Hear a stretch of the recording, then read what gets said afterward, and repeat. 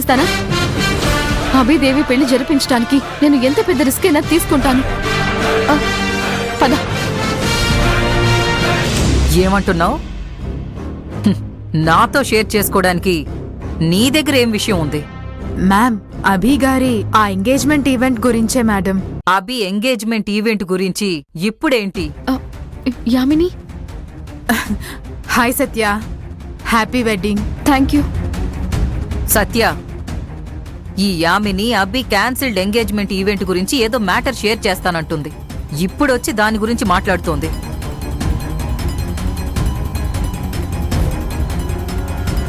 సత్య, అక్క ఆల్రెడీ అభి ఈవెంట్ ఆగిపోయినందుకు చాలా స్ట్రెస్ అయ్యారు.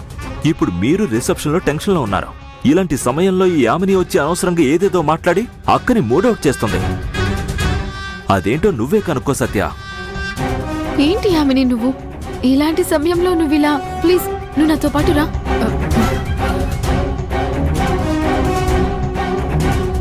ఓకే మ్యామ్, తర్వాత కలుద్దాం.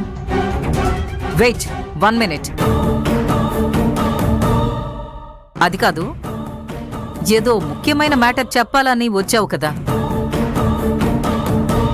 అది కూడా అభికి సంబంధించిన విషయం. అది చెప్పేసి వెళ్ళు. లేదంటే అదేంటని ఎక్కువగా ఆలోచించి అదే నాకు పెద్ద స్ట్రెస్ అయిపోతుంది. వదిలేయండి ఆంటీ, వదిలేయండి. మనం ఆ తర్వాత మాట్లాడి. లేదు సత్య, తనను చెప్పనివ్వు. అదే మేడం, అప్పుడు అభి ఎంగేజ్మెంట్ ఫంక్షన్ ఆగిపోవడానికి ముఖ్యంగా ఎవరు కారణం అంటే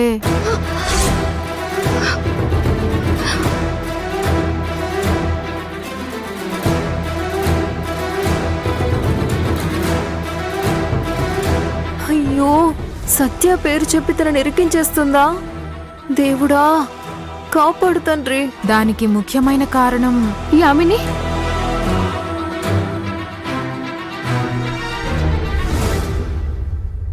నేనే కారణం మేడం.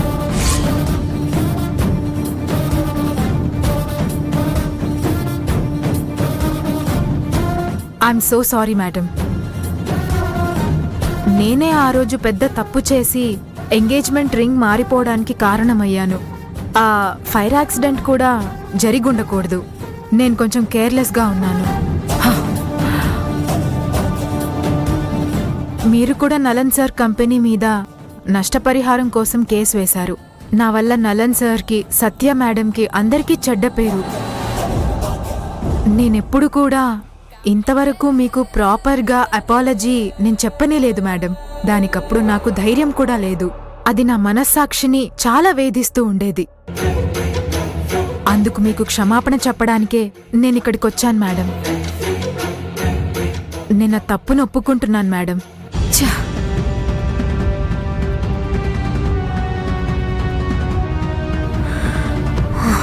సరే సరే, ఈ ప్రాబ్లంని ఇంతటితో వదిలే. ఒక విధంగా నువ్వు చేసిన గందరగోళం వల్లే సత్య మాకు దొరికింది. నేను నలన్ సార్ బంధుత్వం కలుపుకోగలిగాం. ఆ ఒకే ఒక్క రీజన్ కోసం నేను నిన్ను క్షమించి వదిలేస్తున్నాను. మేడం, యామిని, అదే ఆంటీ క్షమించేశారు కదా. ఇప్పుడు రిసెప్షన్ స్టార్ట్ అవబోతోంది. నేను వస్తాను మేడం. అక్క, బిల్డర్స్ అసోసియేషన్ చైర్మన్ వస్తున్నారు. ఓ, రా సీను, రా.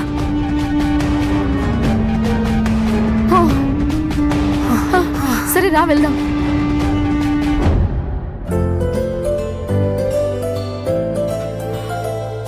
అమ్మయ్యా, ఇప్పుడే ప్రాణం తిరిగొచ్చినట్టుగా ఉంది.